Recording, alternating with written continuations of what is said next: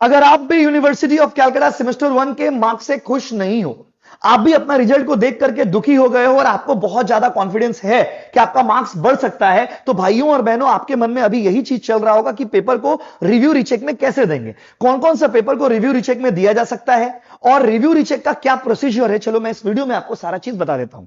My dear student friends, सबसे पहले तो यू हैव टू अंडरस्टैंड कि pass marks completely depends upon this part means theoretical marks. देखो आप लोगों में बहुत बच्चों ने देखा होगा कि आपका मार्क्स जो टोटल मार्क्स है वो 40 है, 45 है, still your supply, still your backlog, still it is showing F मतलब फेल।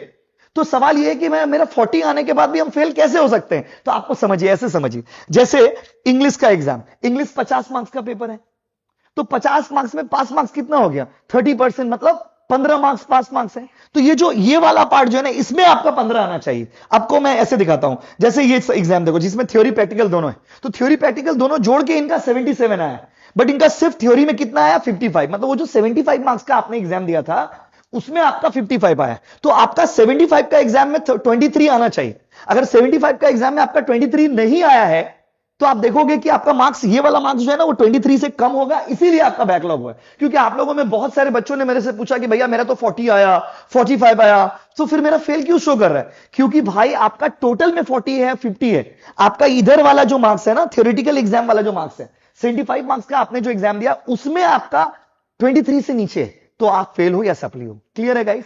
अब थोड़ा आगे बढ़ते हैं। अब सवाल यह कि सप्ली है तो सर हम कैसे इसको रिव्यू रीचेक में दे सकते हैं। तो सबसे पहले तो आप यह समझिए कि सारा सब्जेक्ट्स को आप रिव्यू रीचेक में नहीं दे सकते। रिव्यू रीचेक में उन सब्जेक्ट्स को दिया जा सकता है जिसका एग्जाम आपने अवे सेंटर में दिया है। अवे सेंटर मतलब दूसरे सेंटर में जाकर दिया, जैसे कि पीपीएम, जैसे कि आपका फाइनेंशियल अकाउंटिंग और जैसे आपका एंटरप्रेन्योरशिप। क्लियर है। पहला बात तो ये क्लियर हो गया।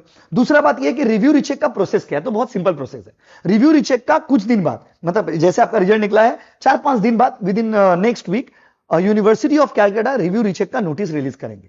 जब यूनिवर्सिटी ऑफ कैलकाटा से रिव्यू रीचेक का नोटिस आएगा, उसके बाद आपका कॉलेज एक प्रॉपर नोटिस रिलीज करेगा जहां पे एक स्पेसिफिक फीस के साथ किस सब्जेक्ट में आपको रिव्यू रीचेक करना है वो आपको जमा देना पड़ता है। ठीक है, ये प्रोसेस है रिव्यू रीचेक का। तो जब university of Calcutta review recheck के लिए नोटिस देंगे तो हम लोग आपको नोटिफाई कर देंगे, हम लोग आपको इन्फॉर्म कर देंगे। अकॉर्डिंगली आप अपने कॉलेज से कांटेक्ट कर लेना और जो भी आगे का प्रोसीजर होगा उसको कंप्लीट कर लेना। क्लियर है गाइस। तो इस तरह से आप रिव्यू रीचेक में अपने पेपर को दे पाएंगे। तो जब तक यूनिवर्सिटी ऑफ कैलकाटा नोटिस नहीं रिलीज करते रिव्यू रीचेक का, कोई ऑप्शन नहीं है। यूनिवर्सिटी ऑफ कैलकाटा नोटिस देंगे तभी आप रिव्यू रीचेक में अपना पेपर को दे सकते हैं। क्लियर है गाइस। आई थिंक आपके सारे डाउट्स क्लियर हो गए होंगे। अगर क्लियर हो गया तो वीडियो को शेयर कर दीजिए और कमेंट करके जरूर बताना कि आपका कितना परसेंट मार्क्स आया और यूनिवर्सिटी ऑफ कैलकाटा के मार्क्स से आप खुश हो या नहीं हो। और अगर आप भी सेमेस्टर 2 बीकॉम में चले गए हो और आपने अभी तक क्लासेस ज्वाइन नहीं किया कहीं, तो you can join our classes also. मेरा नंबर आपको स्क्रीन पे दिख ही रहा होगा। Thank you so much.